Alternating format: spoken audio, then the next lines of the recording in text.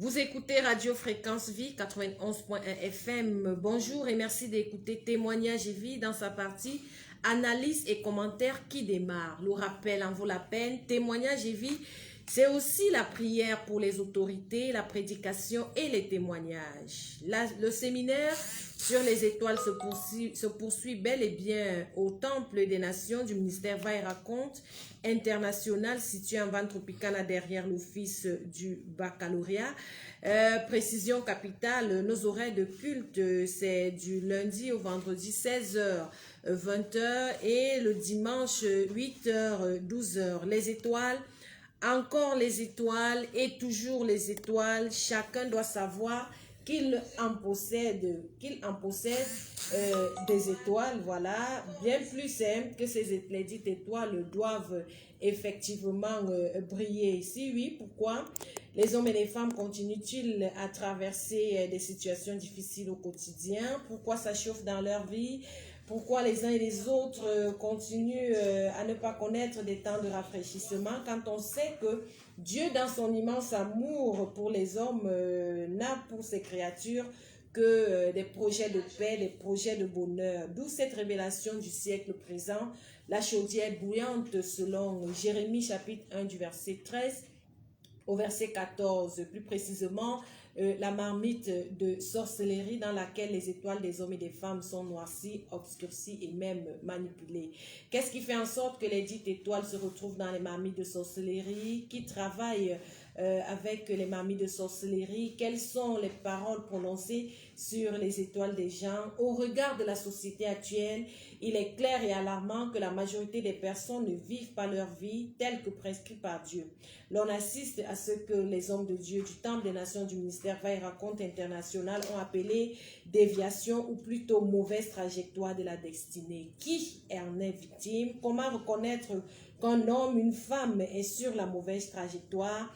De tout cela, nous allons parler tout au long de cette émission. Jean-Bienvenu Mbani assure la mise en onde et la réalisation de cette émission. À ce micro de présentation, je suis Dorette Vie, avec moi dans ce studio les fils spirituels du docteur Tchala et Soma, le pasteur Ézéchiel à qui je dis bonjour. Bonjour à vous Dorette, bonjour à tous nos auditeurs. Belle, excellente entrée, parce que je crois que c'est un plat très très savoureux. Depuis 2 semaines aujourd'hui, nous avons touché du doigt exactement ce qu'il faut toucher. Ce qui n'est pas dit à la lumière, nous le disons dans les ténèbres, nous le disons maintenant à la lumière. Donc, nous sommes en train de traiter d'un point très important sur l'étoile. L'étoile, la Bible nous éclaircit clairement concernant l'étoile et les différentes interventions nous montrent clairement que l'homme est l'étoile. Et si ton étoile ne brille pas, tu n'existes même pas sur la terre. Tu n'existes pas. C'est comme un enfant sans acte de naissance. Un bébé qui naît, qui n'a pas d'acte de naissance, ça veut dire qu'il vit, mais il n'existe pas. Il n'existe pas. Donc c'est exactement, si vous avez compris l'explication d'hier, c'est l'identité d'une personne. Donc ça veut dire que si quelqu'un a perdu son étoile, il n'existe pas. Et c'est pour cela que nous voulons replacer les identités sur les gens afin qu'ils soient repérés. L'apôtre Angelin Mani, fondateur de la Doxa Ministrie Internationale, vous êtes dans nos murs pendant 7 jours. Vous partagez avec les fidèles du Temple des Nations les oracles de Dieu. Bonjour, apôtre. Bonjour, bonjour au pasteur Ézéchiel et à tous les fidèles, les auditeurs toujours scotchés et qui sont là encore une fois de puissance ce matin pour être édifiés par l'Esprit de Dieu qui nous fortifie et qui nous a amenés ici en ce matin. Nous bénéficions de la présence de Jules Akamé. Vous aurez l'occasion, bien sûr, de la voir de temps en temps sur le plateau de Témoignage et Vie. Notre caméraman de circonstance est également là. Elle s'appelle bien sûr Laure Fouet. Vraiment, Nous pensons qu'à un moment, elle doit encore revoir un peu sa position. Nous pensons qu'elle n'est pas dans une déviation de trajectoire parce qu'elle filme tellement bien et que l'émission se passe très bien. Donc, Témoignage et vie est donc un programme du Temple des Nations du ministère Va et Raconte international. Nous rappelons que nous sommes en train de préparer l'important culte de cet après-midi au Temple des Nations, une soirée prophétique qui a été annoncée parce que hier déjà, plusieurs personnes ont bénéficié des paroles prophétiques. Et quand on sait que la parole prophétique rebâtit la vie d'un homme, rebâtit la vie d'une femme, il est donc important d'être là pendant ces moments exceptionnels. Et vous savez également que lorsque Dieu, dans son immense amour, permet qu'une révélation soit faite, permet qu'un service soit fait, c'est parce que plusieurs personnes en ont besoin. Les hommes et les femmes doivent effectivement vivre la gloire de Dieu sur la terre. Nous allons donc entrer par là. Je commence par vous, pasteur Ézéchiel. C'est la continuité pour la nouvelle des auditeurs. Parlant bien sûr des étoiles, de la déviation de la trajectoire, vous dites que plusieurs personnes souffrent par manque d'orientation dans leur vie. De quelle orientation s'agit-il? Comment bien savoir qu'on est même bien orienté? Bien, d'abord, le repère est sur la parole de Dieu. C'est ça d'abord. Si nous ignorons la parole de Dieu, si nous ignorons Dieu, alors on serait déjà mal orienté. Alors, lorsque quelqu'un a un problème, où est-ce qu'il s'oriente maintenant? Qu'est-ce qu'il va faire? Il va aller voir un marabout parce qu'il ne connaît pas Dieu. Selon lui, c'est que Dieu agit lentement. Selon lui, c'est que Dieu est absent dans les problèmes qui touchent les hommes. Ça, c'est son problème. Donc, ça, c'est la conception qu'il a eue depuis sa naissance. Il a tué aussi ça sur ses parents. Alors, quand il lui arrive un problème, il va directement aller voir un féticheur, disant que Dieu lui a donné le pouvoir aussi de faire ces choses-là. Dieu n'a jamais donné le pouvoir au féticheur d'apporter la solution aux gens. Il n'a jamais donné ce pouvoir. Donc, lorsqu'on ignore la parole de Dieu, mon peuple, il faut de connaissance.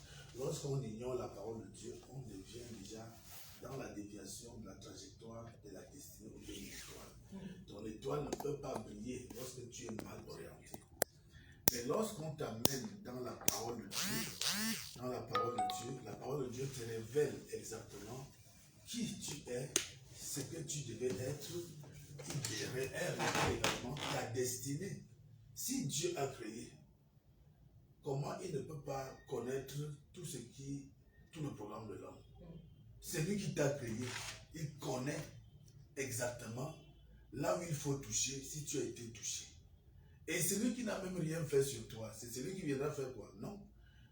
Le créateur qui est Dieu, qui est Jésus, parce que c'est Jésus qui est le créateur.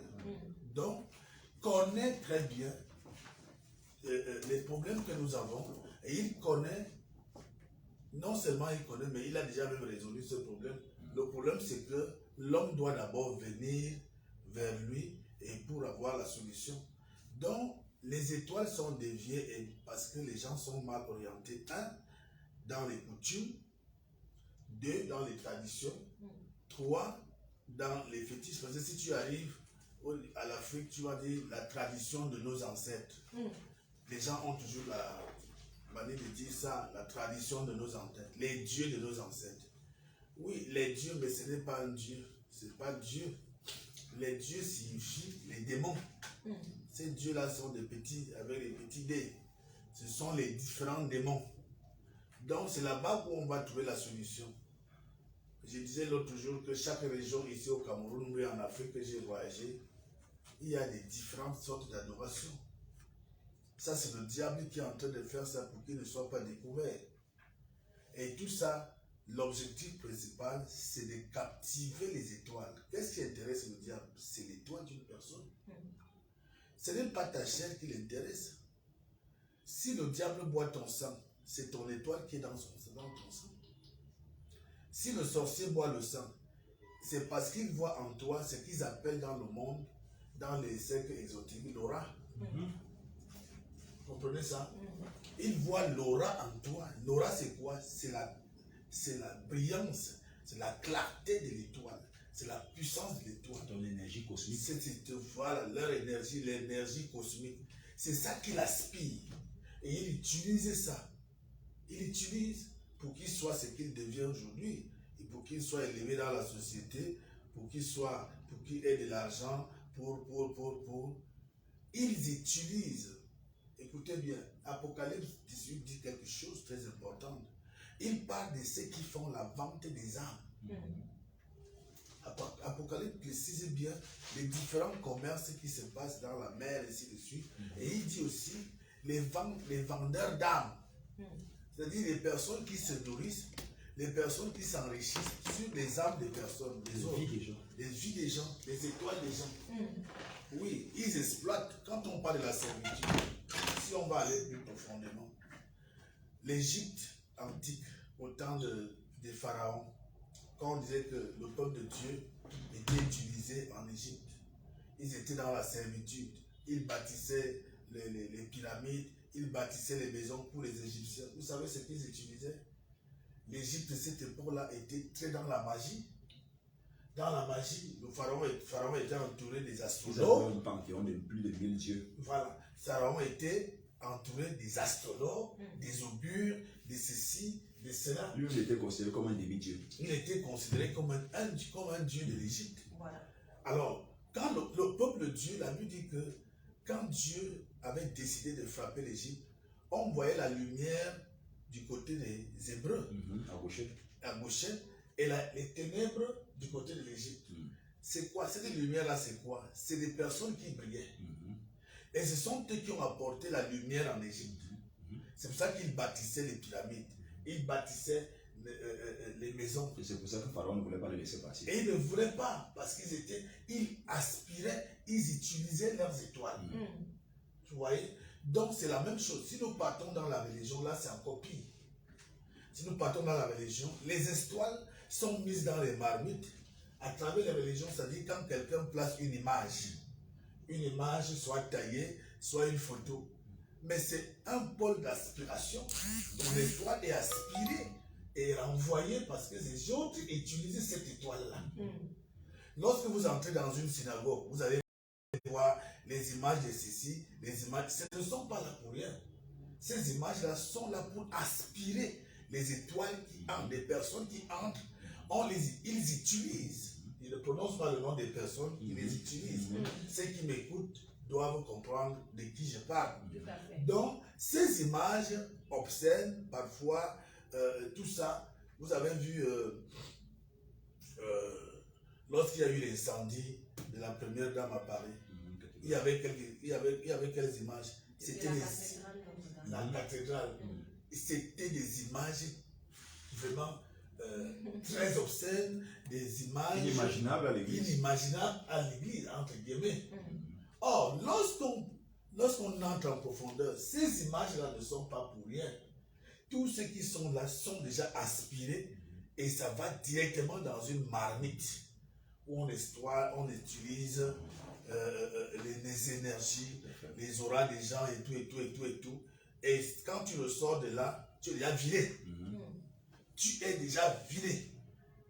Et c'est comme ça. Donc mon peuple périt, faute de connaissance. C'est pour ça que les étoiles, les trajectoires sont déviées. Vous écoutez Témoignage Jésus dans sa partie analyse et commentaire. Dans ce studio, le pasteur Ezekiel et l'apôtre Angelin.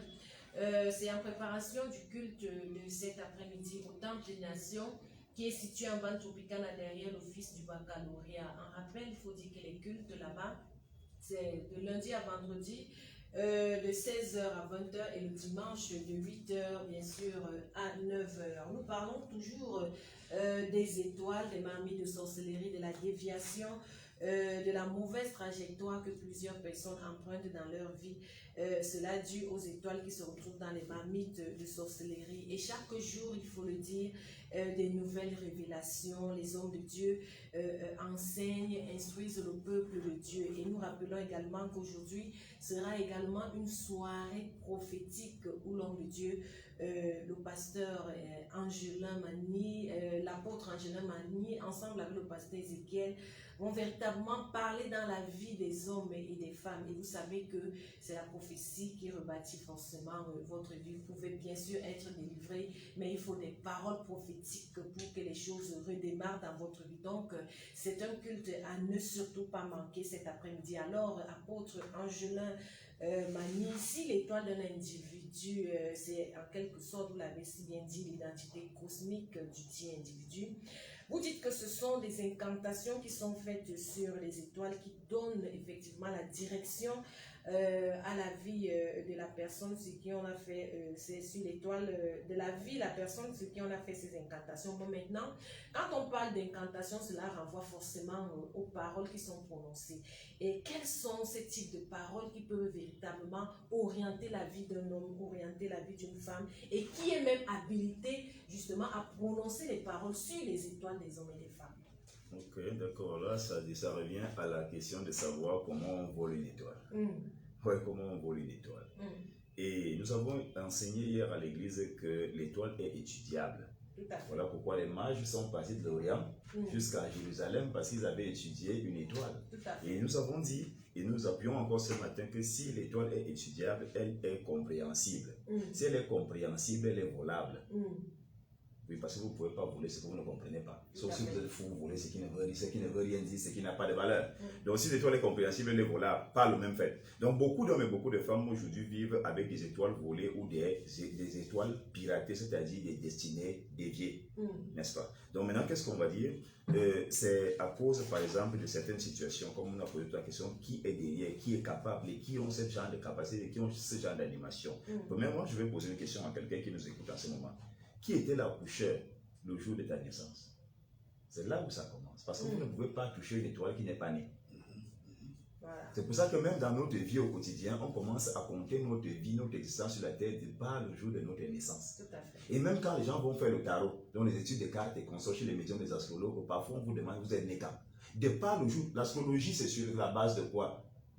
Ceux qui sont nés de janvier en ceci, de tel jour en tel jour du mois de l'année, vous êtes Sagittaire. Vous êtes poisson, vous êtes scorpion, vous êtes lion, vous êtes verseau, vous êtes je ne sais pas trop quoi. Et on se base sur quoi pour lire votre avenir? Chiffre, porte, bonheur, couleur du jour et consorts. C'est sur la base de quoi? Votre date de naissance. On dit vous êtes né entre ceci et entre cela. Parce qu'on ne commence à toucher une étoile, on ne commence à manipuler une destinée, on ne commence à gérer une destinée que une étoile, la puissance cosmique de quelqu'un, seulement quand il sort du ventre de sa mère. Et c'est là où ça commence. Alors je vais poser la question à quelqu'un. L'accoucheur le jour où tu étais né, c'était qui? C'est là où ça a commencé. Tout à fait. On commence le jour de la naissance. Donc l'accoucheur le jour où vous êtes né, le jour de votre naissance, c'était qui? Le jour de la naissance de vos enfants, c'était qui? Aujourd'hui, tu as des enfants qui fument la drogue, tu es dépassé. Qui avait fait l'accouchement? Qui est le premier à toucher? Qui a touché l'enfant là? Et je vais aller plus loin. La tête étant le symbole de l'élévation, quand l'enfant sort, qu'est-ce qui sort en premier? C'est la tête. Et la personne qui lui impose la main en premier pour faire l'accouchement, tu connais ses mains, tu sais d'où il sort.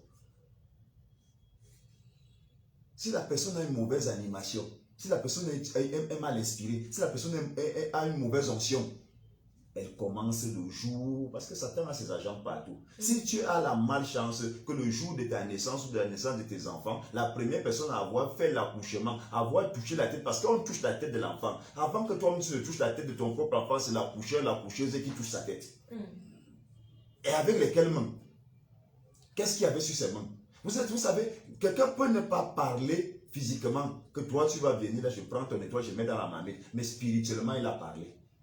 Parce qu'on vole les étoiles des gens spirituellement. L'esprit de la personne, il y a des gens, il est devant vous comme ça, mais il est aussi derrière vous. Parce que son esprit a la capacité de se dédoubler. Alors au moment de l'accouchement, quelqu'un peut être physiquement en train de sortir l'enfant du ventre, mais aussi en train de porter l'étoile de l'enfant et mettre dans une marmite en même temps. Oui. Regardez les films nigérians, ça nous parle beaucoup. Et beaucoup, quand ils regardent ça, ils prennent ça comme étant une blague. Donc, la tête étant le symbole de l'élévation, votre front est le siège de votre étoile. C'est ici qu'il y a le front. Voilà pourquoi certaines personnes, il y a des membres ici et des manches. C'est le siège de l'étoile. Même quand on impose les monts-Jean à l'église, si tu tombes sur un pasteur qui est mal animé, il te met dans les problèmes. Oui. Les gens qui aiment les impositions, les malhonnêtes, quand on dit qu'il faut être béni par le sacrifice, il faut être béni par ceci, cela, lui il fuit tout ça, il aime monter sa tête. Voilà pourquoi la calvitie est déjà sortie. Le mon Dieu est déjà sorti. Donc, c'est la tête qui sort en premier quand quelqu'un naît, n'est-ce pas? Qui a touché ta tête en premier quand tu as monté la tête le jour de ta naissance? Cette grand-mère accoucheuse du coin ou du village, elle a touché. Il y a beaucoup de gens qui sont nés au village. La personne qui avait fait accoucher ta mère, c'était qui? Elle sortait d'où? Qui lui a transmis l'onction de faire accoucher les gens? Tu sais qu'on lui a transmis cette onction avec quelle mission? Avec quel mandat? Alors, t'a fait accoucher. Aujourd'hui, tu as des difficultés. Maintenant, si la personne même n'avait pas de problème, qui était autour quand tu es né? Vous avez vu quelque chose? Quand Jésus-Christ est né, Dieu fait en sorte qu'il n'y ait pas de place dans l'hôtellerie pour que l'enfant qui a une étoile, que tout le monde va attaquer là, ne naisse pas là où il y a les gens. Voilà. Il va naître où? Dans une étable. Et la Bible déclare que Dieu pense le soin de dire aux anges, allez annoncer au berger qu'il y a quelqu'un qui vient de naître là-bas. Et vous voyez là où les mages sont partis. Les mages sont venus adorer un roi. Regardez, ils sont venus adorer un roi. Mais ils s'en foutent que ce ne soit pas dans la maison somptueuse d'Hérode. Ils continuent à suivre l'étoile, c'est ceux qui se retrouvent devant une étable, ils ne s'arrêtent pas, ils entrent. Parce que l'étoile de quelqu'un, c'est toute sa vie. C'est toute sa personne, c'est tout son sens, c'est toute son histoire, c'est toute sa destinée. C'est tout. Votre étoile, on ne peut pas parler de vous sans parler de votre étoile. Parce que votre étoile, c'est vous. Et ce que votre vie devient aujourd'hui est nettement la représentation spirituelle de votre étoile. Oui. Si vous deviez être ceci et que vous êtes autre chose, ça veut dire que votre étoile est dans une mauvaise posture quelque part. Il y a un besoin qu'elle soit recadrée. Voilà pourquoi Deutéronome 20 nous a dit de nous confier à l'Éternel, n'est-ce pas? Et nous serons affermis. Mais de faire confiance aux prophètes, de confier nos vies aux prophètes. Et dans l'église postmoderne, il est question que les gens sachent que nous ne pouvons pas servir Dieu sans les prophètes. Voilà pourquoi depuis hier, le culte est un culte hautement prophétique. Parce qu'on ne peut pas parler de ton étoile, et Dieu ne veut pas les yeux des gens pour te dire ton étoile n'est pas à sa place. Voilà. C'est pas possible. Nous parlons de comme il était en train de parler tout à l'heure, de qui était autour. Regardez de qui était autour quand vous êtes né. Et qui était autour. Les gens qui viennent voir dans les maisons où quelqu'un est né, où un enfant est né, on jette des jujubes par terre. Pourquoi la tradition demande qu'on jette des jujubes? Parce qu'il y a des gens qui viennent souvent avec les mauvaises animations et qui peuvent détruire l'enfant. Si déjà au village on le sait, sachez que Dieu le sait aussi. Et c'est pour ça que comme nous on n'est pas là pour utiliser les jujubes, notre jujube c'est le sang de Jésus, notre jujube c'est le nom de Jésus, notre jujube c'est l'eau qui a coulé du côté ouvert de Jésus, notre jujube c'est l'église. Il est question que ceux-là qui, d'abord on avait jeté les jujubes quand tu es né. Mais jusqu'aujourd'hui, tu souffres toujours. Les gens, eux, s'en foutent des jujubes. Vous savez, vous avez dit depuis que la sorcellerie aussi, ça arrive au standard du modernisme. Vos jujubes, là, à un moment, les gars traversent déjà ça. Il est question maintenant que les gens viennent à l'église parce que les étoiles sont touchées à plusieurs niveaux. Donc, comme je parlais tout à l'heure, qui a coupé ton cordon ombilical? Qui a coupé ton cordon ombilical? Vous savez, c'est la liaison entre votre mère et vous. N'est-ce pas? Vous devenez indépendant. La personne qui a coupé ce cordon-là vous a libéré de quoi? Vous a rendu indépendant dans quel sens? Il vous a rendu libre dans quel sens? Il vous a rendu libre, il dit maintenant vous ne serez plus connecté. Même si la maman est une chrétienne, on dit maintenant on te déconnecte. Nous on va t'amener dans notre système. Nous on va t'amener à faire ce que nous voulons faire. Tu vas faire la volonté de notre maître. Qui a coupé ton cordon ombilical? C'est des petits détails que nous négligeons. Qui avait enterré ton cordon ombilical? Qui a enterré ça? Là où on enterre le cordon ombilical, si quelqu'un parle là-dessus, c'est ce qui va t'arriver. Mais c'est ça, quand vous naissez, ce sont les petites choses qui sont liées à vous et qui sont interconnectées à votre étoile. Quelqu'un a touché votre placenta, il peut détruire le sens de votre étoile, l'orientation de votre étoile. Et je dis l'orientation de votre vie. Alors, qui a coupé le cordon ombilical? Comme vous dit l'apôtre Angelin que c'est la personne qui vous reçoit, même si vous savez que parfois on a tendance à garder l'enfant dans la chambre pendant un mois. On dit qu'il ne faut pas que les gens puissent porter l'enfant. Quand vous arrivez pour voir un bébé, on vous dit seulement qu'il dort. Mais vous prenez ces précautions après que quelqu'un ait déjà justement touché votre enfant à la maternité. Oui. Donc, ça. Et en même ça, vous savez, les mains des gens sont des autels. La personne qui reçoit cet enfant, après même que l'enfant soit sorti, après qu'on ait touché sa tête, la personne qui reçoit l'enfant avec les mains comme ça, les mains des gens sont des autels. Il y a des gens qui mangent, qui ont le sang des gens sur leurs mains. Il y a des gens qui vivent intensément dans le mal, dans le flou, dans le faux, à perpétuité, à longueur de journée. Il s'affectionne à ça. Et c'est lui qui était la première personne à te prendre dans ses mains à l'hôpital. Ça peut être l'infirmier, ça peut être l'infirmière, ça peut être la sage-femme, ça peut être je ne sais pas qui. Ça peut être cette femme qui avait accompagné ta mère. Tu as pris tes mains. Elle t'a pris dans ses mains et a commencé à se réjouir. Physiquement, elle se réjouit, mais à l'intérieur, est-ce qu'elle se réjouit? On a vu Chiméi qui marchait avec David, mais qui était capable de prendre la poussière de là où David est passé, reprendre ça en l'air et déclarer des malédictions sur lui. Mais il marchait avec lui. Il marchait avec lui. Donc, il y a des trucs comme ça, comme je parlais tout à l'heure, qui a coupé ton cordon ombilical, qui a enterré le placenta. Là où on a enterré le placenta, la personne a dit quoi? Qui t'a donné le premier bain? Le premier bain, qui est un bain sacré, qui est un bain puissant, qui t'a enlevé de la vie avec laquelle tu vivais dans le ventre pendant 9 mois, qui n'est pas n'importe quoi, parce que regardez même les chiffres scolaires. L'année scolaire, c'est combien? 9 mois. Vous, ces chiffres-là reviennent partout. La formation militaire, vous allez entendre 9 mois. Pourquoi le chiffre 9? Pourquoi c'est un chiffre anodin? C'est un chiffre de Dieu. C'est un chiffre où la personne est bien conçue, elle est bien encadrée et elle naît à maturité. La productivité. Alors tu nais comme ça, la personne qui te lave là, a levé quoi sur toi? Tu as un truc avec une étoile dépouillée. Et on prend ta fertilité, on prend ta prospérité, on prend ta santé et qu'on sort, et on met ça dans une marmite quelque part. Et nous avons dit hier que la marmite n'est pas seulement pour brûler l'étoile pour qu'elle noircisse et qu'on ne la voit plus. Mais la marmite aussi, on la place au feu. Et on n'intensifie pas tout le feu pour que la température de la marmite reste semblable à la température ambiante du corps. Maintenant, on va prendre ça. C'est ce que les marabouts font parce que Satan n'est pas créateur. Il faut bien qu'on explique ça aux auditeurs ce matin. Satan n'est pas créateur. Qu'est-ce qu'ils font? Quand ils ont dépouillé les étoiles comme ça, on met ça dans un entrepôt, donc nous appelons ça ici la marmite, et on laisse une légère chaleur qui est semblable à la chaleur d'un corps humain en vie. Quand tu vas voir le marabout pour l'enfantement, parfois le marabout te donne ton propre enfant. Ce que les gens ne savent pas, c'est que dans le monde des démons, il y a des démons qui ont reçu de Satan le mandat de lancer les maladies, et d'autres ont reçu le mandat de faire semblant de soigner.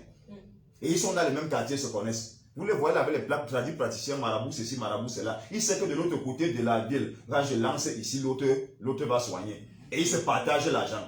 C'est un gros système de diablerie que vous pouvez. Oui, et ils font semblant. Donc maintenant, qu'est-ce qu'ils font quand quelqu'un vient, je veux, et il ne parvient pas à accoucher? Quand ils font semblant de jeter les courriers au sol pour lire l'étoile. Et les démons leur donnent l'information là-bas que oui, on avait pris sa part. C'est ici. On te redonne ton propre enfant. Et on te donne cet enfant-là déjà avec les informations diaboliques dont les enfants du monde coupé. On te donne cet enfant qui va venir te déranger. Un enfant qui t'empêche de dormir. Un enfant que tu allais chercher chez le marabout, mais qui vole comme il n'est pas permis. Qui te tape, qui te maudit, qui t'insulte, qui est impopulaire, qui est invivable. On te donne ton propre enfant, on te donne ton propre travail. Satan ne crée pas. Il n'est pas Dieu, il n'est pas créateur. Alors qu'est-ce qu'il fait? C'est pour ça qu'il envoie des gens voler les étoiles pour qu'il y ait un stock quelque part. Quand tu veux jouer au football, on avait volé le pied de quelqu'un quelque part pour qu'il soit installé en footballeur quelque part qu'on avait dépouillé de son étoile. On prend son étoile, on te donne. Et il y a beaucoup comme ça qui jouent au stade avec les esprits des gens, les étoiles des gens. Et le jour où il ne continue pas à payer ces conditions-là où on lui avait donné ça, on récupère. On remet dans un entrepôt pour quelqu'un d'autre qui va venir payer. C'est un système de commerce. Dieu n'a jamais mandaté les féticheurs, les marabouts. La Bible déclare qu'il n'y ait pas parmi toi les gens qui consultent les morts, les esprits des morts, les gens qui font passer les enfants par le feu, les gens qui font les fétichismes et consorts. La Bible déclare qu'en Israël, à l'époque du roi Saül avait ordonné qu'on chasse tous les magiciens, tous les astrologues, tous les féticheurs du royaume d'Israël. Ils étaient hors. Voilà pourquoi lui-même, quand le prophète Samuel est déjà mort et qu'il n'y a pas quelqu'un qu'il peut rencontrer, donc un prophète, comme nous sommes en train de travailler depuis hier sous l'onction prophétique, il n'y avait pas de prophète pour canaliser Saül, parce que Dieu l'avait déjà rejeté selon 1 Samuel 16, 1. La Bible déclare que lui-même qui avait chassé les féticheurs, parce que la fonction de féticheur est incompatible avec le Dieu d'Israël. Lui-même, il est sorti, il est allé chercher les féticheurs là où il les avait chassés. Il est allé les trouver là-bas pour aller consulter l'Éternel chez les marabouts que lui-même il avait chassés, parce que la fonction de marabout n'entre pas au milieu des hommes qui sont appelés du nom de Dieu. Donc quelqu'un qui a été créé par Dieu, selon Colossiens chapitre 1 verset 16b, qui déclare: nous avons été faits par Dieu et pour Dieu, faits par Dieu et pour Dieu, faits par Dieu et pour Dieu. Tu n'as rien à demander à un marabout. Si tu demandes, tu n'es pas normal. Tu n'es pas normal.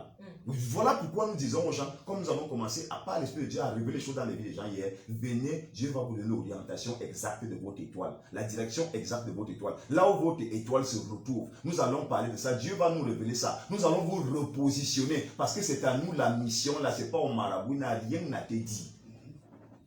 Donc maintenant, qui avait enterré ton placenta, comme on a dit, qui t'a donné ton premier bain, c'est par là qu'on a donc volé ton étoile, n'est-ce pas? Les qui venaient te voir au berceau. Regardez, les mages sont venus. C'était des prêtres du Zoroastre, hein, de la région de Zoroastre, donc une religion païenne médo-perse. Donc, mais qu'est-ce qui se passe? Quand ils sont venus avec l'encens, ils sont venus avec l'or, ils sont venus avec la mie, et ils sont venus avec un bon cœur. Parce que s'ils n'étaient pas venus avec un bon cœur, Dieu qui leur avait dit, n'allez pas dire à Hérode que vous l'avez vu. Allez leur dire, ne partez pas là-bas parce que votre cœur n'est pas bien. Ce n'est pas tout le monde qui vient te voir au berceau qui t'aime. Hérode voulait aussi voir Jésus, n'est-ce pas? Il venait le voir avec un bon cœur. Mais des prêtres magiciens sont venus voir Jésus avec un bon cœur jusqu'à lui apporter des dons. Moi, je vais vous raconter par exemple l'histoire de ma propre vie. Nous sommes des Bétis, des Bantous. Et souvent, on dit qu'un enfant qui naît par les pieds est un enfant assez compliqué. Parce qu'en principe, tout le monde doit naître avec la tête, pas la tête. Et donc, moi, pendant tous les mois de la grossesse de ma mère jusqu'au 8e mois, les signes, parce que ma mère était du corps médical, tous les signes à l'hôpital, les échographies et consorts démontraient que je vais naître avec les pieds. C'est-à-dire, c'était comme ça. Vous n'êtes pas retourné au moment? Non, j'étais avec les pieds. C'est comme ça que ma mère a commencé des prières, parce que si l'enfant naît avec les pieds, toi-même la mère qui a poussé ce genre d'enfant là, tu sens que tu viens d'accoucher un enfant qui va t'attirer beaucoup de problèmes. C'est-à-dire quoi? Un Jésus. C'est comme ça chez les Bantous. Quand un enfant naît avec les pieds, on sait que c'est un enfant. Soit il sera très riche, soit il sera très puissant. Voilà que je disais hier à l'église qu'on ne devient pas pasteur, on est pasteur. Tout à fait. Parce que nous avons aussi des analyses qui nous permettent de comprendre que ça, là, ce n'est pas un individu normal. Ça, ce n'est pas un homme, c'est un génie. Voilà. Donc, c'est comme ça qu'à la fin, à l'accouchement, je nais avec la tête. Sauf qu'il y a une autre chose qui va apparaître dans ma vie, c'est que chez nous encore les Bantous, il est stipulé que si votre enfant, les dents poussent par le haut, c'est un enfant encore compliqué. C'est comme ça que ma mère croit qu'elle a déjà fui l'épisode de naître avec les pieds, mais quand mes dents commencent à pousser, ça pousse par le haut. Et maintenant, selon le milieu dans lequel elle est née à ce moment-là, il était dit que ce n'est pas un enfant normal, c'est un roi qui est né. C'est une personne de luxe, une personne de marque qui est née. Qu'est-ce qu'il faut faire? C'est un riche qui est né en fait, c'est un peu ça. Alors comme c'est un riche qui est né, tu ne peux pas le bloquer. Si tu veux gâter la vie de ton enfant, reste couché chez toi, alors qu'il est né avec les dents qui ont poussé par le haut. Mais si tu veux véritablement que cet enfant soit comment il est né, comme c'est que l'étoile, c'est son étoile, parce que même dans nos villages, il y a des gens qui ont la lecture des étoiles. Comme les mages sont venus, c'était des mages, c'était des prêtres païens. Mais ils ont vu l'étoile de Jésus, sont venus l'adorer. Alors c'est comme ça que des gens ont dit à ma mère, va au village ou alors dans un grand marché et prends la haute, tu mets au dos, tu chantes, tu danses et tu dis aux gens que ton enfant est né avec les dents qui ont poussé, donc ton enfant, les dents ont poussé par le haut, ses premières dents ont poussé par le haut, et ceux qui connaissent ce que ça signifie, chacun viendra prendre, celui-ci donne l'argent, celui-ci donne le macabo, celui-ci donne le riz, celui-ci donne l'arachide, celui-ci donne lui. C'est comme ça que ma mère a dansé au marché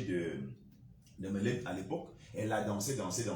Les gens ont donné des choses. Moi j'étais tout bébé, ma bête à chaud doigt et dansait au marché avec la foule. C'est comme ça que quand ma grand-mère tenait la prendre ça, elle vient lui dire non, tu as dansé en ville. Mais quand nous voyons la façon dont ça se passe souvent, nous pensons que c'est aussi mieux que tu viennes encore faire le même travail au village.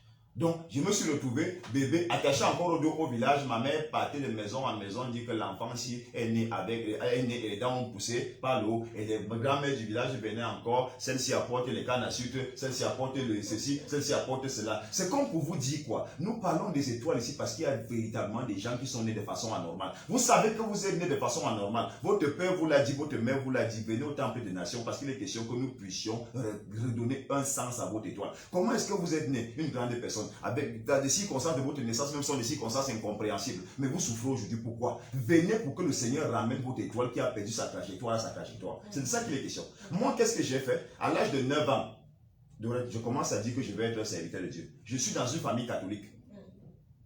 Je suis dans une famille catholique et le réveil pentecôtiste n'est pas encore vulgaire. Donc, ce n'est pas une affaire qu'on peut dire comme ça. Je parle là des années 94. Ce n'est pas vulgaire où il y a les églises partout, les affiches partout, il y a les chaînes de télé chrétiennes partout. Ça n'existe pas. Donc, je n'ai même pas une connaissance de ce que ça signifie. Et je suis dans une école primaire Saint-Christophe de Bormi, à l'époque. Au cours moyen, au cours matin de je viens dire à mon père, je vais être un enfant de Dieu. Vous écoutez la phrase? Enfant de Dieu. Je lui dis ça en Ewondo, et mon père, qui il se moque de moi, il me demande là où tu es d'abord l'enfant de quoi? Tu n'es pas l'enfant de Dieu. Je lui dis non, papa, c'est que tu vois quand on passe souvent à l'église, à la messe des rentrées, non. J'ai envie de faire le travail que les tontons qui sont en haut là-bas font. Je me suis défini comme Jésus-Christ à l'âge de 11 ans, c'était 11 ans, 12 ans, n'est-ce pas, qui dit il est temps qu'il soit aux affaires de son père. C'est comme ça que je parle, à 9 ans. Catholique, hein? Et c'est comme ça que mon père a compris ça, que je dois être un prêtre. Et c'était ça, parce que c'est ça que nous connaissions à l'époque. Au cours moyen 1, dans l'année qui suivait, j'ai fait le CEP et le concours au cours moyen parce que j'étais assez brillant. Et je rate le concours de Sainte-Thérèse de Beaulieu. Je n'ai jamais pleuré comme ça de toute ma vie. Ça dit, c'est comme si j'étais en train de rater le but pour lequel je suis né. C'est ça l'étoile de quelqu'un. Le but pour lequel tu es venu sur la terre. Et à un certain moment de ta vie, tu sens ça parlant. Toi, pourquoi tu restes à la maison? Viens pour que le Seigneur ce soit comme il l'a fait hier, avec plusieurs. Parle dans ta vie et que tu te repositionnes. C'est de ça qu'il est question. Sinon, tu es en train de vivre sur la terre inutilement. Et la Bible déclare, ceux qui occupent l'espace inutilement, je vais vous montrer le verset tout à l'heure, doivent être coupés et jetés dans le feu. Parce que tu occupes la place inutilement. Tu es en train d'occuper la place sur la terre inutilement parce que tu n'es pas à ta place. Tu ne joues pas ton rôle et tu ne sers pas Dieu. C'est comme ça que je rate le concours. Je fais une année à l'Institut Mbedonkomo. Et l'année qui suivait, un cousin, qui était un professeur au petit séminaire Saint-Paul de Balmayo, dit à mon père, mais tu m'as dit que douleur, parce que c'était mon petit nom d'enfance, douleur, parce que ma mère m'a enfanté dans beaucoup de souffrances, c'est pour ça qu'on m'appelait douleur, mais j'ai brisé ce nom sur ma vie parce que j'ai vécu les douleurs. Il y a les biens de nom, j'ai vécu les douleurs là. Ça, sincèrement, j'ai vécu de vraies douleurs à cause de ce sobriquet. Donc voilà comment il dit à mon père, il peut présenter le concours encore, sauf qu'il aura un problème, c'est qu'il sera obligé de reprendre la 6e parce que là-bas on n'entre pas en 5e, 4e, 3e, donc tu entres en 6e, tu recommences 3e. Il a dit à mon père, ça c'est un problème. Reprendre la 6e, c'est un problème. Je vais suivre mon destin. C'est comme ça que j'arrive, j'ai fait le concours au séminaire Saint-Paul de Balmayo. Et j'ai réussi. Et j'entre au séminaire. Et j'avais un très bon parcours. J'ai fait toutes mes classes normalement et j'étais brillant. Jusqu'à ce qu'à un moment, le Seigneur me fasse comprendre que ce n'est pas là-bas où il m'attend.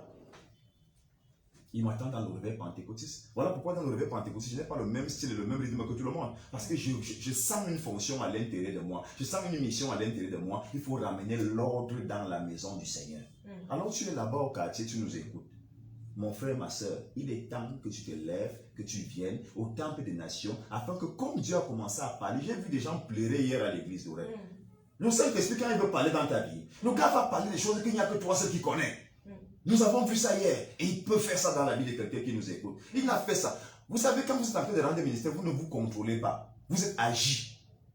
Je ne sais pas si quelqu'un comprend ce français dans sa maison actuellement. Il dit, vous êtes agi. Donc, c'est-à-dire, vous êtes manipulé, vous êtes utilisé par Dieu pour aller dans le sens où il veut partir avec son peuple. Je n'ai pas prévu ça hier quand je prenais le micro pour prêcher. Je n'ai pas prévu ça. Mais Dieu a orienté les choses comme ça. Ce soir, ça sera encore plus fort que jamais parce que j'ai senti ça toute la nuit. Je n'ai pas pu dormir. J'ai senti ça toute la nuit. Comment le Seigneur me présentait des caméras partout comme ça. Donc, ça veut dire que aujourd'hui, ça sera lisible. Les vies des gens seront lisibles aux yeux de Dieu. Et il est question que les gens comprennent ça. L'étoile, comme on a cette placenta déplacée, cordon ombilical et tout, on ne peut pas citer tout le reste, on va citer le reste à l'église. Mais il est question que tu saches qu'on t'a touché quelque part. Voilà pourquoi tu es né grand. On t'a raconté une histoire grande sur ta vie, mais tu es petit. Comme tout le monde le sait quand même que pour être sur la terre, pour nous écouter aujourd'hui, vous êtes forcément né, donc forcément vous avez été touché par des mains dont vous ne connaissez pas l'identité spirituelle. Donc ces témoignages, j'ai vu qu'il continue dans sa partie analyse et commentaires.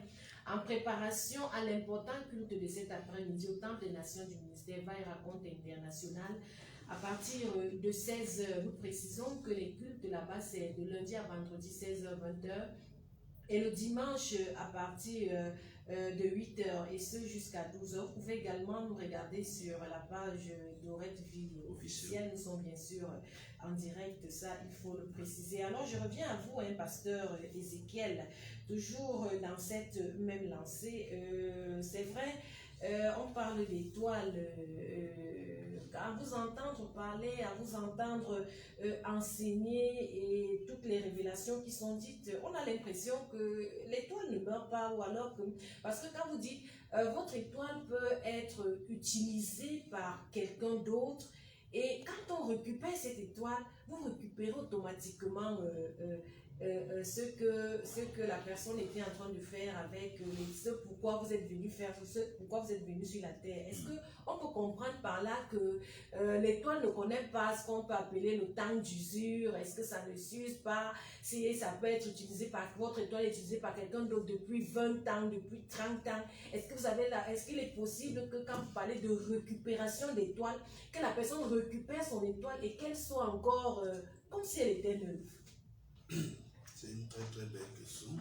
Le diable ne néglige rien, que tu sois fou, que tu sois soulard. Pendant que tu vis, ton étoile doit encore briller. L'étoile d'une personne cesse lorsque la personne meurt. Non, tout à fait. Et en ce moment-là, le ciel se ferme aussi sur la personne. Mais tant que la personne vit, qu'elle soit folle, qu'elle soit soulard, qu'elle soit n'importe qui, et qu'est-ce que soit ce qu'elle fait, le diable s'intéresse toujours à la personne. Déjà, quand vous voyez une personne qui est folle, c'est son étoile qui a été touchée. C'est à part. Si ce n'est pas le cerveau qu'on renverse, c'est l'étoile de la personne qu'on embrouille, et puis elle devient folle. Donc de l'autre côté, il est utilisé. Contrôlé. Il est contrôlé, il est utilisé, il est téléguidé. Donc tout ce qu'il fait là, il est sous le contrôle d'un esprit. Tout à fait. Mais le jour que cet homme est délivré, son étoile se remet en place. Yes. Ça se remet en place et puis il devient un homme raisonnable. Nous connaissons un exemple dans la Bible, un homme qui dormait dans les sépulcres. C'était un fou. Il était habité par une légion de démons qui ne voulait pas qu'il soit... Il était un homme brillant. Mais du fait que le diable a fait l'état de siège sur lui, il a embrouillé son étoile. Ce monsieur dormait dans les sépulcres. Il ne pouvait pas dormir dans la maison de son père. On l'enchaînait même et il brisait les chaînes. Mais le jour que Jésus est arrivé devant lui, la Bible dit que les esprits qui étaient en lui ont d'abord vu Jésus-Christ, pas comme les hommes le voyaient, mais ils l'ont vu comme Dieu. Une menace. Une menace. Ils l'ont vu comme Dieu. Et c'est eux qui révèlent même la vraie nature de Jésus-Christ. Il est fils de Dieu, c'est-à-dire Dieu. Qu'y a-t-il entre toi et nous?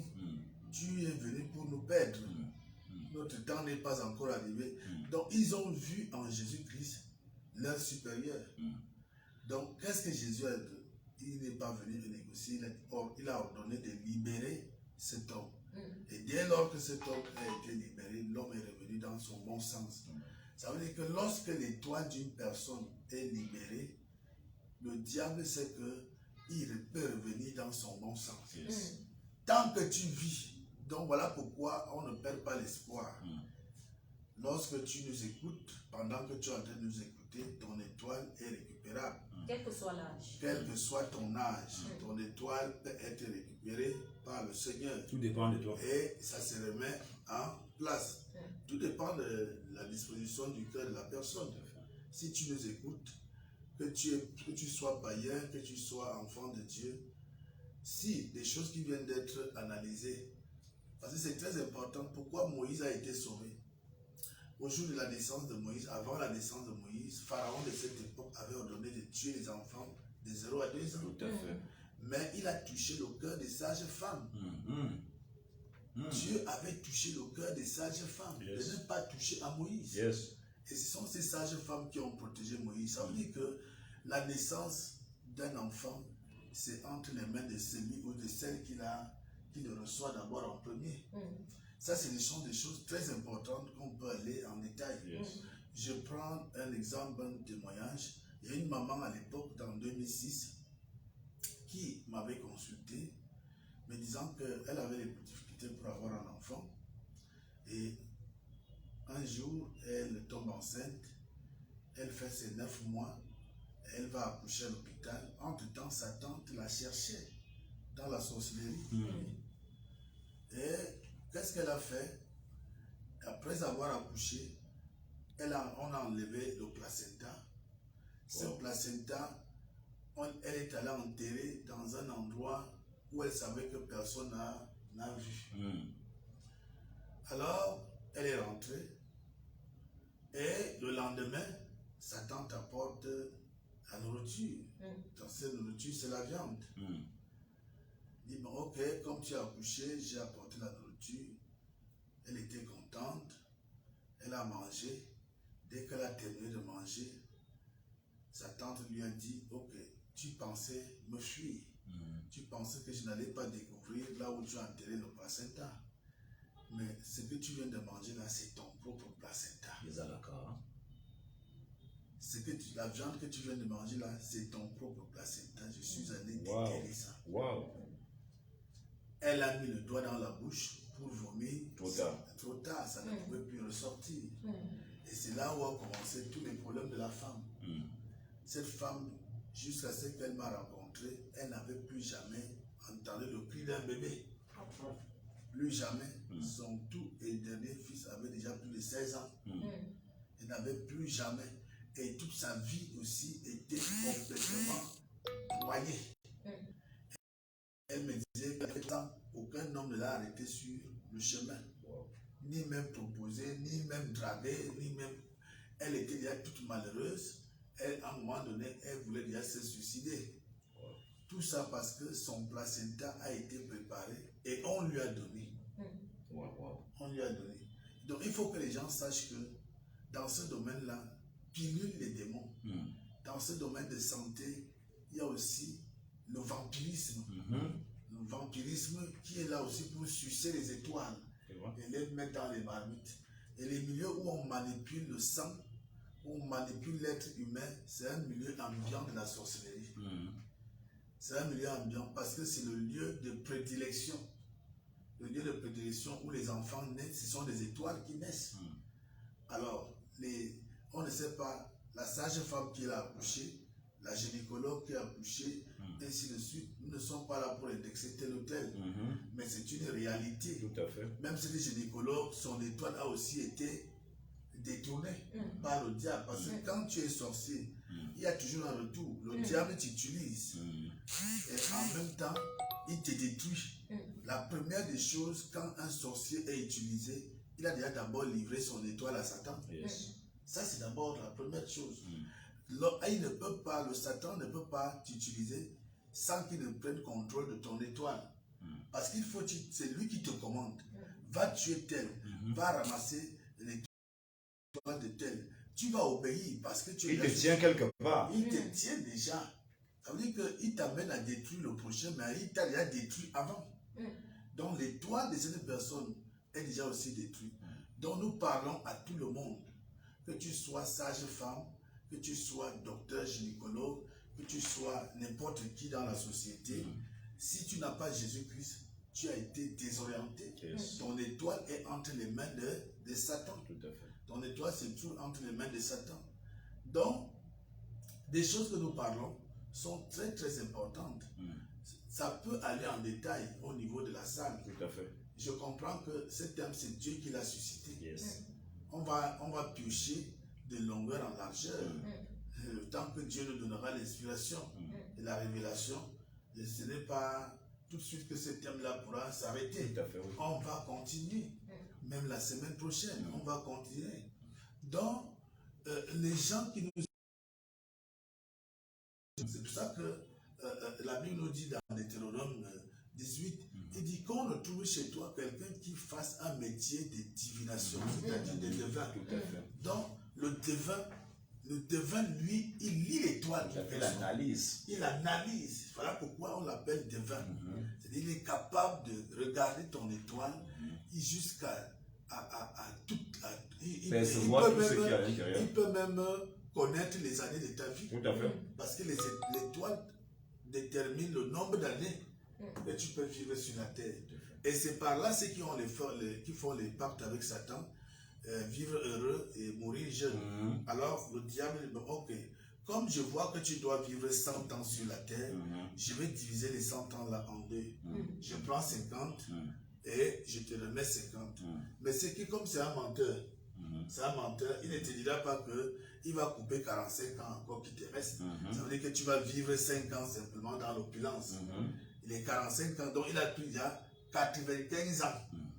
95 ans, parce qu'il connaît le nombre d'années que tu vas vivre sur la terre. Et il te donne 5 ans d'opulence. Vous voyez? Donc, et aussi, même si tu n'es pas allé faire un pacte avec le diable pour avoir de l'argent, même celui qui est victime de la sorcellerie, il est victime de la sorcellerie, le sorcier va dans son étoile, il diminue le nombre de ses années. Tout à fait. Il dit, bon, tu vas mourir à l'âge de 30 ans. Depuis ta naissance, il a déjà vu comment ton étoile peut briller entre 0 à 30 ans. Il dit, bon, ok, tu ne vas pas vivre plus de 40 ans. Et à 30 ans, tu meurs. Ce n'est pas le jour que tu as 30 ans que tu es mort. C'est que ta mort est prononcée depuis ta naissance. Tout à fait. C'est prononcé, c'est pour ça qu'il y a des morts précoces. Il y a des morts précoces. Il va dans l'étoile d'une personne, il examine la famille, il examine la malédiction qui se trouve dans cette famille-là. Il examine les réclamations. Parce que quand on parle de l'étoile, c'est dans le sang. Tout à fait. C'est dans le sang. Donc dans le sang, le sang peut révéler beaucoup de choses que la science ne peut pas révéler. Tout à fait. Mais le sorcier a la capacité de révéler ça, de détecter toutes les informations de la première génération à la quatrième, de la première génération à la troisième. Il trouve toutes ces informations-là. Alors, à partir de là, il va orienter. Il va orienter la personne. Il y a des familles foncièrement très pauvres. Foncièrement très pauvres. Mais le sorcier va aller dans cette racine-là, regarder qu'est-ce qui est un lien de sang. La racine cause. Oui, qu'est-ce qui est un lien de sang. Et c'est par là qu'il va travailler dans l'étoile. Donc on doit aussi travailler parce que lorsque la famille est foncièrement pauvre, foncièrement maudite, ça veut dire que dans cette famille, les gens s'entretuent, il y a des gens qui meurent par accident, et ainsi de suite. Le sang, c'est l'étoile.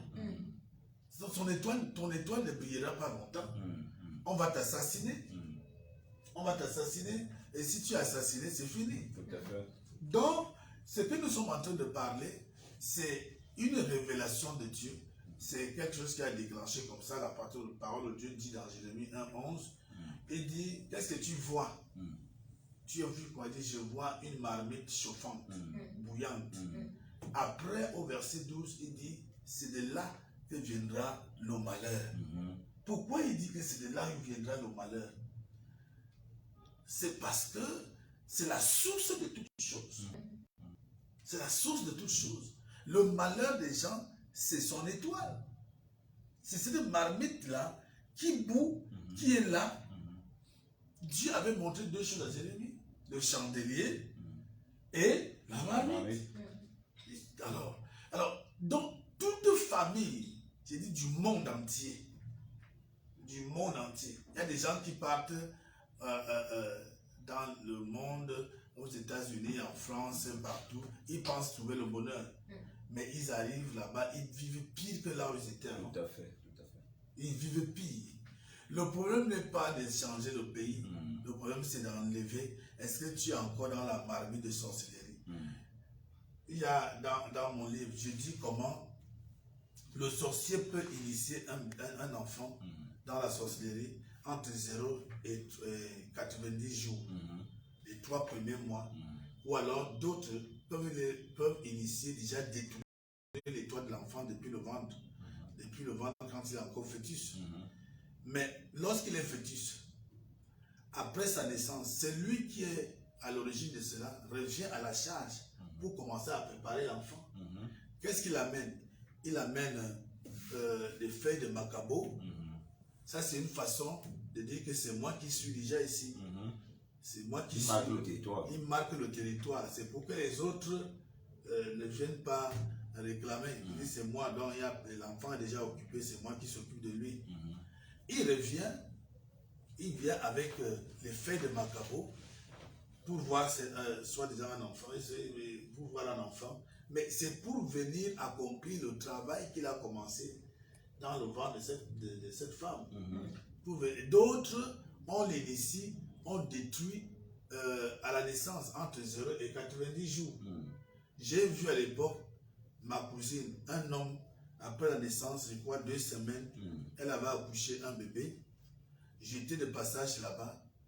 Pendant que j'étais en train de m'apprêter pour rentrer, je suis allé la saluer. Un monsieur est entré autour de 10 heures. Elle était seule dans la maison avec le bébé qu'elle venait d'accoucher.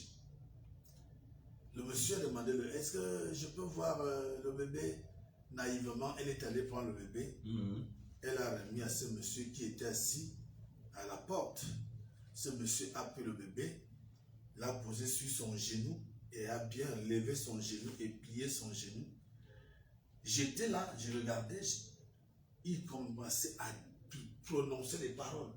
Il a commencé à prononcer les paroles, une langue même que tu ne comprenais pas. Il a terminé, il dit, ah, ma fille, viens prendre ton bébé, vraiment, il est très beau, hein, il est très beau. Hein, naïvement, elle a pris l'enfant. À l'intérieur de moi, je me suis dit que cet homme est en train de détruire l'enfant. Mais je n'avais pas le pouvoir de réagir. Je voyais comment j'écoutais les paroles que je n'arrivais pas à discerner. 2 semaines après, c'est quoi? Le bébé est mort. Wow. 2 semaines après, le bébé est mort. Donc c'est comme ça qu'on tue les étoiles. C'est comme ça qu'on détruit les étoiles. Donc quand un enfant naît, ce qui intéresse les gens qui viennent voir le bébé, surtout les vieilles femmes, les gens qui viennent voir le bébé, ils viennent voir qui est le premier. Qui est déjà là. Qui est déjà là. S'il n'y a personne, les candidats se proposent. Les candidats se proposent. Parfois avec la complicité des parents. Oui. Oui. Parfois avec la complicité des parents. À l'époque, dans les années 90, voilà ma vie qui devient genre là, comme on dit souvent. Et moi qui n'aimais pas les féticheurs, je suis allé voir un féticheur à Mimboman. Ça, c'est ma grande soeur qui m'intrigue là-bas. Alors, j'arrive chez le féticheur me dit, ah, vraiment, vous avez des étoiles. Hein? Votre mère a fait des étoiles, mais on vous a détruit pendant que vous étiez encore dans le ventre. Il dit, ah, vraiment? Alors, je lui pose la question, est-ce qu'on peut récupérer les étoiles alors? Il ne m'a pas répondu. Il a bien révélé que vous êtes des étoiles, votre mère a fait des étoiles, mais avant la naissance, vous étiez déjà détruits. Mais qu'est-ce qu'il a fait pour récupérer? Il n'a rien fait. Donc le marabout, le féticheur, le devin, toutes ces personnes confondues, peuvent vous dire certaines choses, mais ils n'ont pas la capacité de vous remettre vos étoiles. Surtout que c'est un monde hiérarchisé, il y a les degrés de puissance. Celui-là peut voir, mais il sait que s'il s'engage à aller dans la marmite dans laquelle on avait mis vos étoiles, celui qui détient cette marmite va le massacrer. Voilà. Il préfère ne pas entrer dans ce problème-là. Voilà. Donc oui, parce que dans ce monde-là, c'est les degrés de puissance. Donc il y a des étoiles qui sont mises dans la marmite et l'envoûteur de cette étoile prononce des incantations disant que toute personne qui essayera d'enlever cette étoile dans cette marmite mourra. Tout à fait. Ou alors aura des problèmes. Ça, il y a des gens qui ont une souffrance éternelle. Oui. Ils ont déjà consulté tout le monde, mais sans résultat. Mais dans le Seigneur, il y a des gens que Dieu a préparés. Il y a des gens que Dieu a oint de sa puissance. Comme Jésus dit, il allait de lieu en lieu, rempli de la puissance de Dieu, pour délivrer et guérir tous ceux qui étaient sous l'emprise du diable. Lorsque tu es sous l'emprise du diable, ton étoile est déjà sous l'emprise. Ton étoile ne peut plus fonctionner normalement. On voit donc des déviations de destinée. Aujourd'hui, les gens sont devenus les morguiers, alors qu'il n'est pas né pour devenir morguier. C'est pas ça la révélation de son étoile. Ce n'est pas ça la révélation. On dit, je vais encore faire comment? Moi, si mon frère devient morguer, même dans manger ta nourriture, tu ne peux plus manger. Un croque-mort. Non, un croque-mort, même. Je ne peux plus manger même ta nourriture. Mais Même chez toi, je il peux... faudrait bien qu'il y ait aussi des morgues sur la terre. Non. Bon, il y a les... C'est vrai, mais il y a des gens qui ont des étoiles pour la morgue. On ne peut pas dire ton étoile va briller dans la morgue. Hein? Il y a des... Ça, c'est... Ce métier-là réservé pour les esclaves de Satan. Pour quelqu'un qui est appelé à briller, qu'est-ce qu'il va faire dans la morgue? Il y a des gens qui partent en Europe, ils lavent les cadavres des blancs là-bas. Ils lavent les vieilles personnes, les vieilles personnes, hein, les papas, les mamans, ainsi de suite. Il est en Europe. Il dit que son étoile a brillé. Son étoile ne brille pas.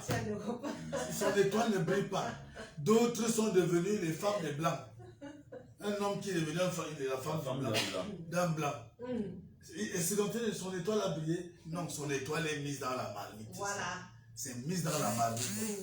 Donc, il faut que les gens comprennent la trajectoire que Dieu les a orientés. Si tu ne connais pas ta trajectoire, tu seras un raté foutu. Et tu vas déranger les autres. Et c'est le genre de personne qu'on dit tu es sorcier. Oui. Parce que tu deviens nuisible. Tu deviens nuisible. Parce que tu n'es pas sur ta place. C'est ça. Tu n'es pas. Hein? Tu n'es pas sur ta place. Donc nous parlons, même si tu es à l'extérieur, bientôt même les cultes seront en direct, tu pourras recevoir les mêmes délivrances. Tu pourras recevoir les mêmes prières. Il suffit de nous suivre en direct. Tu vas voir ton étoile va sortir de cette marmite de sorcellerie qui se trouve dans la maison familiale, qui se trouve même dans ton village. C'est là-bas où vous êtes contrôlé.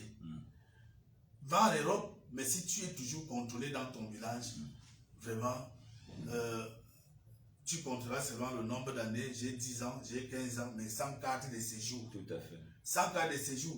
Tu dors de maison en maison, tu dors de rue en rue, tu fuis la police. Tu connais tous les marchés, parce qu'il y a d'autres qui ont un travail là-bas en Europe, c'est qu'il n'est rien. Ils dorment à la gare Saint-Denis. Il y a un gros cafouillage de noirs là, la gare Saint-Denis. Les gars vendent la sauvette, ils font le maïs grillé, les soya. Bref, le même travail qu'ils ont fui. Que tu as fui ici.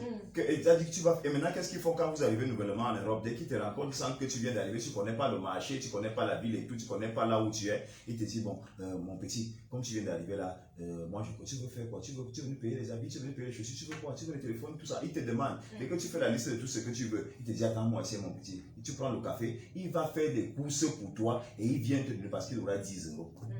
Tu vois? Voilà ce qu'on appelle les abacheurs. Oui, en Europe, un jongleur chez les Blancs. Son étoile n'a pas brillé. Son étoile ne brille pas. Mais elle est en Europe. Il est en Europe. Tu fuis le poisson braisé, tu fuis les infos. Briser les prunes. Briser les prunes. Et tu Le vas les plantain. briser là-bas. Oui. Voilà. Sur la rue. Parfois même, ils ne faisaient même pas ça ici. Ils vendaient les cousseaux de clés Paris, là en France. Ils vendent des cousseaux de clés. Je prends l'avion pour vendre les clés. Dis donc. Donc voilà les étoiles qui sont complètement préparées dans la marmite de sorcellerie. Donc nous appelons, parce que c'est un sujet très important, au fur et à mesure que les jours passent, nous comprenons que Dieu ajoute encore. Parce qu'on va arrêter, mais on comprend. C'est abondant. C'est très abondant. On va arrêter. Il parlait des placentas tout à l'heure. Mais il y a une chose que Dieu révèle dans la Bible sur la fille de Jérusalem. Il dit, au jour où tu naquis, personne n'a pris soin de toi. Personne. Tu vois, personne n'a coupé ton cordon. Tout à fait. Personne t'a lavé avec de l'eau. Tout à fait. Du sel. Et du sel. Tu vois, il dit, tu as été abandonné, rejeté. C'est dans Ézéchiel 16. Oui, tu as été rejeté. Personne n'a eu un regard de pitié pour toi. Waouh. Écoutez bien. Au jour de la naissance, personne n'a eu un regard de pitié pour toi. Personne. Que ce bébé-là a fait quoi? Il dit, je t'ai vu. J'ai vu que tu baignais dans le sang. Tu baignais dans ton sang. Tu baignais. Mais ce qui m'intéresse, c'est que à la fin, il dit à Jérusalem, voici le temps de tes amours. Vous voyez? Voici le temps de tes amours. Voici le temps de récupérer ton étoile qui se trouve dans la poubelle. Voici le temps. Tu vas rentrer dans ta trajectoire. Tout à fait. Tu comprendras que même si aujourd'hui tu dois dire, je n'ai pas de diplôme, je ne suis pas allé à l'école, ce n'est pas l'étoile n'a pas un problème d'école. Ce n'est pas un problème. Nous ne parlons pas des hommes instruits. Quel était le diplôme du roi David pour être roi en Israël? Quel était le diplôme de Joseph pour être gouverneur en Égypte? Quel était le diplôme d'Esther pour être reine en esclavage, en déportation médo-père? Son diplôme c'était quoi? Rien du tout.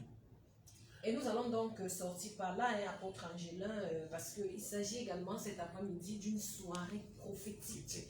Et pourquoi donc les prophéties en ces moments où on parle justement des étoiles? Oui, justement, parce que le Seigneur a fait une lecture dans les vies des gens. Nous avons dit que l'étoile de quelqu'un, c'est sa vie.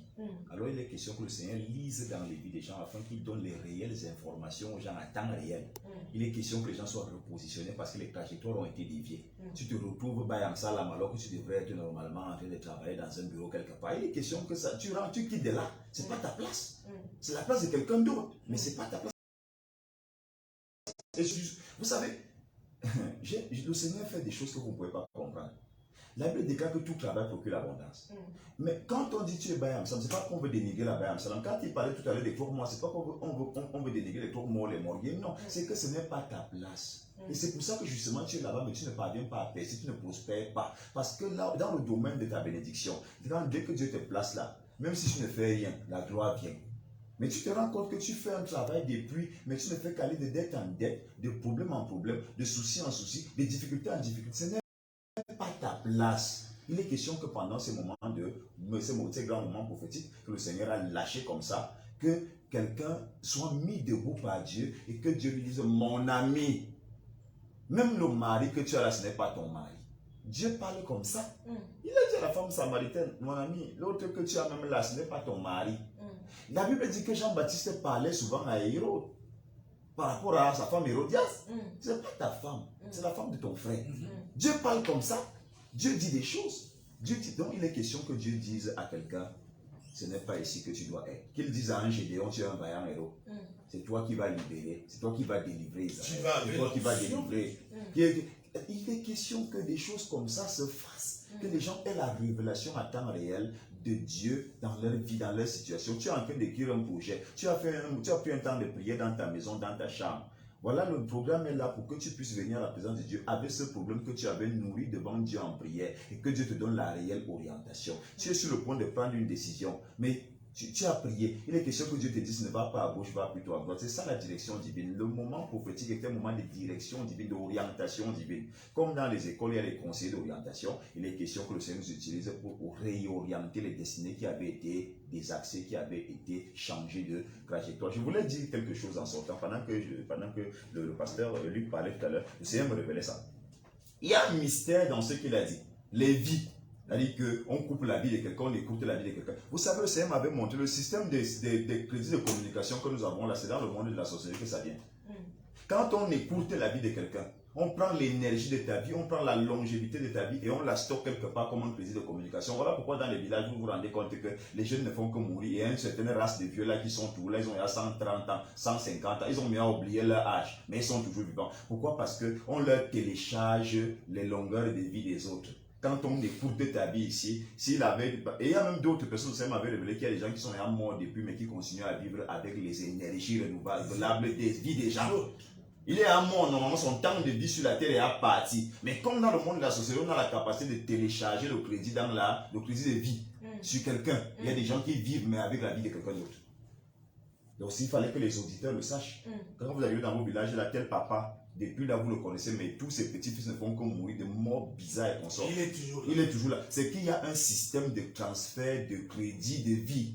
Donc, quand on écoute la vie de quelqu'un, si vous aviez 70 ans, c'est-à-dire qu'ils ont gagné 70 ans, ils peuvent donc envoyer un papa tel 30 ans, ils peuvent envoyer un autre papa tel 5 ans, ils peuvent envoyer un papa tel 20 ans. C'est comme ça que ça fonctionne. Voilà pourquoi il faut toujours que les gens soient en train de mourir, parce qu'il faut qu'il y ait un grand stock de vie pour pouvoir les télécharger, les transmettre en transfert de vie, comme on appelle ici chez nous communément les transferts de crédit. Les Orange Money, consorts là, ça se passe aussi dans le monde spirituel. Et cela passe forcément par l'étude de votre étoile. C'est la raison pour laquelle vous devez être là cet après-midi. Peut-être a-t-on déjà planifié d'écouter votre vie, de vous laisser peut-être 10 ou 15 jours, alors que Dieu, dans son immense amour, vous prévoyait encore 50 ans, 60 ans, 90 ans.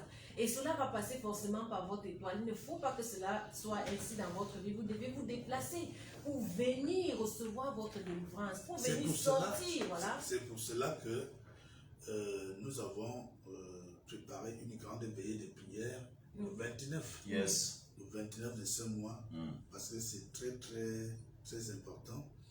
Ça s'explique. Tout le monde sait et d'autres ne le savent pas. Vous allez seulement voir des émulations, les fêtes, ceci, la fête a fait cela, la fête de Noël, la fête de Nouvel An.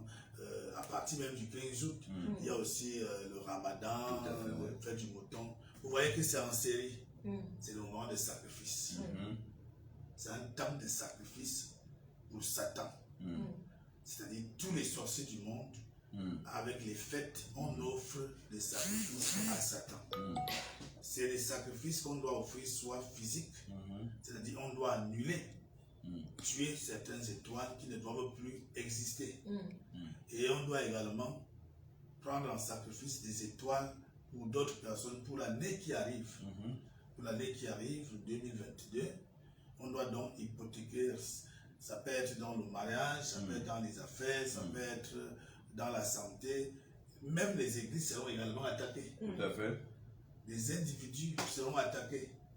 Donc vous allez voir après le 29, à partir du 1er novembre, il y aura un cycle d'accidents jusqu'en fin janvier. Tout à fait. Parce que ceux-là qui ont déjà été donnés en sacrifice, l'exécution commence à partir du mois du 1er novembre. C'est pour ça qu'il y a l'ouverture de la fête des morts. Tout à fait. L'esprit de mort est envoyé dans toutes les maisons à ce moment-là. C'est pour ça que nous organisons cette grande veillée de prières le 29, vendredi le 29 de ce mois, pour préparer afin d'anéantir tous les projets de Satan sur les étoiles des gens. Pour anéantir ces projets-là. Donc tu dois faire parmi des gens qui doivent être dans cette veillée de prière. Il faut être là. Mais avant cette veillée de prière, nous sommes en train de préparer, c'est la semaine prochaine, l'important culte de cet après-midi. Tout à fait. Vraiment, il faut déjà te presser, il faut te presser pour être là aujourd'hui, parce que ta présence va provoquer un incident dans le monde des ténèbres où ton étoile est retenue. Ce n'est pas de la blague, nous sommes en train de parler d'une chose très profonde qui concerne toutes les catégories de personnes sur la terre. Tout à fait. Témoignage et vie, stop et fin. Nous remercions toute la grande équipe qui s'est mobilisée aujourd'hui pour la production de cette émission. Nous disons comme ça merci au pasteur Ézéchiel, merci à l'apôtre Angela Mani, merci à Jean Bienvenu Mbani qui assurait la réalisation de ce programme et également la mise en onde. À ce micro de présentation, je suis Dorette Vie. Nous remercions chaleureusement Laure Fouet qui pour quelques instants est baptisé notre caméraman de circonstance. Ne manquez donc pas l'important culte de cet après-midi qui va débuter à partir de 16h. Tu dois récupérer ton étoile et pendant que l'homme de Dieu va faire également des révélations inspirées par le Saint-Esprit, beaucoup de choses vont se passer. Il y aura un grand mouvement dans le monde des ténèbres pour que les sorciers et tout leur cohorte puissent lâcher prise dans ta vie. Tu dois vivre les moments de rafraîchissement, tu dois vivre la gloire de Dieu. C'est un impératif parce que sur la terre, tu dois d'abord connaître certaines bénédictions avant d'attendre le siècle à venir qui est bien sûr la vie éternelle. Il est donc important pour toi d'être là. Ton étoile ne va pas s'user, c'est quelque chose que nous pouvons retenir ici. Si votre étoile avait été volée depuis 10 ans, 15 ans, 20 ans, 30 ans, elle a été utilisée. Dès que vous la récupérez, vous commencez commencer à vivre ce pourquoi Dieu vous a envoyé effectivement sur la terre. C'est une parole de réconfort, c'est une parole réconfortante. Il est très important donc pour toi d'être là aujourd'hui. Nous allons dire que le ministère Va et Raconte International est situé en bas Tropicana, derrière l'office du baccalauréat. Vous prenez le taxi, vous dites que vous allez à l'église du docteur Tiala Issoba. On va vous laisser à l'une des trois entrées. L'entrée capitale, l'entrée office du baccalauréat ou alors l'entrée dit Tiala Issoba du côté de la clinique Verjocel sans publicité. L'église se trouve à quelques mètres de la route principale. Ne manquez pas. Venez très nombreux pour recevoir votre délivrance, surtout en ces temps de fin d'année où le diable et toute sa cohorte s'activent pour les sacrifices de fin d'année. Abonnez-vous à la page Ministère Va et Raconte International, page Facebook, pour connaître toutes les informations du Temple des Nations. Abonnez-vous à la page Radio Fréquence Vie, également à la page Dorette Vie officielle. Que le Dieu du docteur Tiala Issoba nous bénisse tous. Au revoir.